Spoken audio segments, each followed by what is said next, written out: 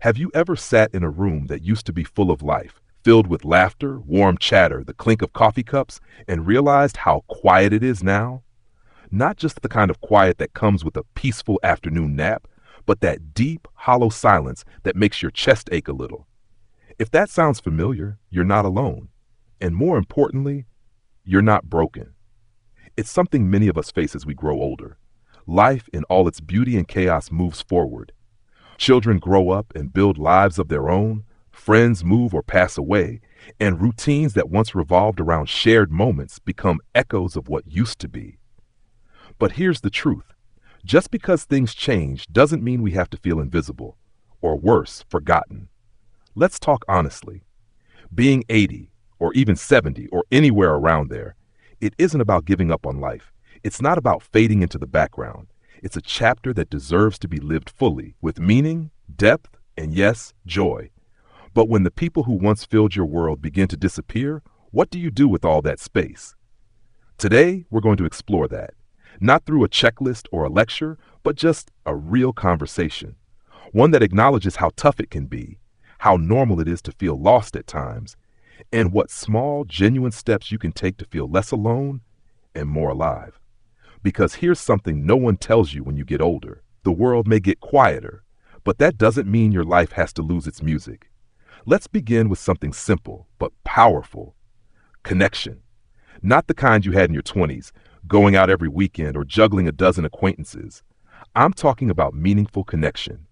One person, one conversation, one moment where you feel seen. You see, connection doesn't always mean people coming to visit or a phone that won't stop ringing.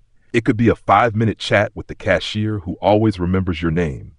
It could be writing a letter, yes, an old-fashioned, handwritten letter, to someone who made a difference in your life.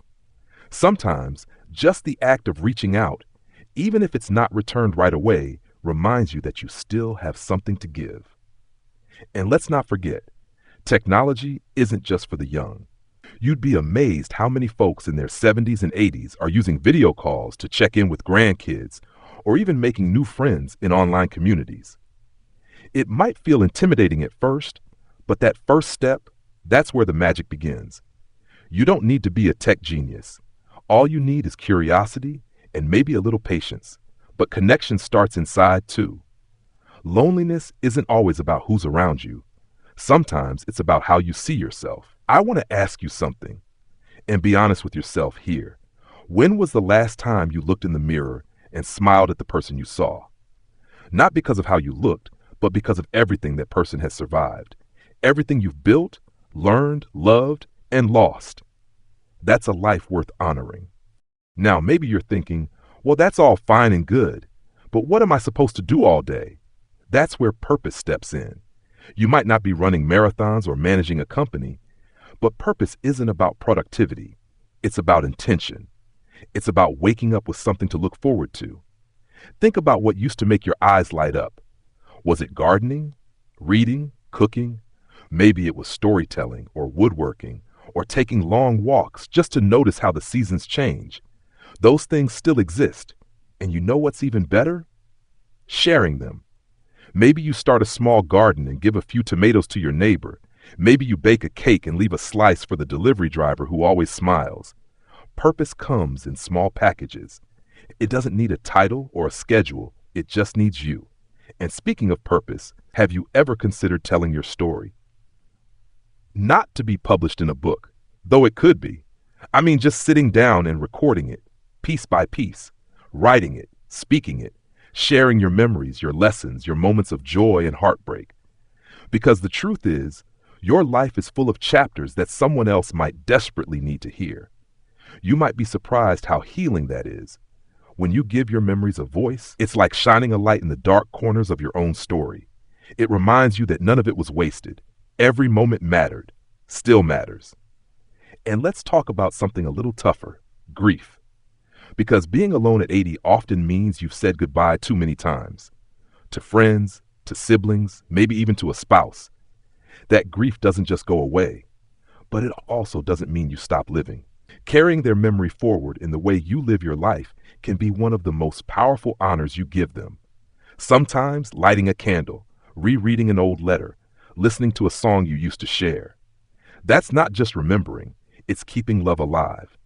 You are not a burden. You are not irrelevant. You are not forgotten. The world may feel faster now, louder in some places, quieter in others. But in this chapter of your life, you still have something incredibly valuable: time. Time to reflect, time to create, time to love in ways that are gentler, wiser, deeper. So take a breath. Let go of the idea that your value lies in how many people text you back or how often your doorbell rings. You are not measured by your guest list. You are measured by the quiet dignity of continuing to show up each day, even when the world feels smaller. And maybe, just maybe, this is the chapter where you finally get to put yourself first, where you ask, what do I want today? And follow that whisper, no matter how small, because every whisper counts. Sometimes the hardest part of being alone isn't the silence. It's the noise that fills your mind when no one else is around. Old regrets, faded memories, what ifs. They creep in during the quietest moments, don't they? Maybe you sit with your tea in the morning and suddenly remember someone who used to sit across from you. And in that moment, you're not just missing them, you're missing who you were when they were with you. That's why it's so important to reclaim your space, not just physically, but emotionally. This is still your life and your home, your chair, your pictures, your memories. They're not just leftovers from another time. They're the foundation for today, for what still can be. Now let's talk about something that gets overlooked far too often: movement. I don't mean exercise like running or lifting weights, though if you're into that, more power to you. I mean gentle, deliberate movement that reconnects you with your body, stretching your arms to the sky when you wake up. A slow walk in the sunlight, just long enough to feel the breeze on your face. Moving your body reminds it and you that you're still here, still capable, still alive. There's a kind of joy that comes from walking past a window and seeing the light hit the dust in the air just right. From hearing the birds start their morning song, from watering a plant and watching it respond. That's life happening. That's you participating in it. And while we're talking about the body, let's not forget food. When you live alone, it's easy to let meals become a routine, or worse, a burden. But eating can be a kind of celebration, even if it's just you at the table. Maybe especially if it's just you. Light a candle, use the nice plate, try a new recipe, even if it's only half the portion. Nourishing yourself is one of the kindest things you can do. It says, I matter enough to care for. Now, you might not realize it, but when you treat your meals with intention, you're telling yourself that your time, your body, your presence, all of it is worth something. And it is. Always has been. Now let me ask you something that might feel a little strange. When was the last time you played? Really? When was the last time you did something simply because it made you smile? We often think play is for children, but that's a myth. Play is for the living. It might be doing a puzzle, painting with messy watercolors, dancing in your living room to a song you haven't heard in 30 years. Those moments, those are the sparks that keep your soul lit. And don't worry about what anyone else would think. You're not performing for anyone. You don't need permission to enjoy yourself. You've earned the right to laugh without explanation, to sing off key, to do something new just because it makes you feel good. That's not silliness. That's self-respect. And here's something else we rarely talk about: how to ask for help. It's not weakness. In fact, it takes incredible strength. Maybe your knees aren't what they used to be. Maybe your eyesight has changed. Maybe the world outside feels faster than you're comfortable with. That's okay. The strongest thing you can do is admit you could use a hand and let someone step in. And if asking feels hard, try starting small. A ride to the store, help carrying something heavy, a conversation when the day feels too quiet. You see, people want to help, but they don't always know how, especially younger folks. They're moving fast, juggling their own chaos. But when you reach out, you give them a gift too. You remind them to slow down, to connect, to be human. Your vulnerability teaches others how to be brave. Now I know there are days where it feels like all you're doing is holding it together. You wake up, do the same routine, try not to think too hard about who's not calling, who's not visiting. But let me offer a thought. What if holding it together is actually a victory? What if waking up, getting dressed, making your bed, pouring your coffee, all of that is already a form of quiet heroism. We don't give enough credit to those who show up for themselves every single day. There's no applause, no spotlight, but that doesn't make it any less powerful. You might feel invisible sometimes, but you are not. The world may not say it loud enough, but you are still part of it.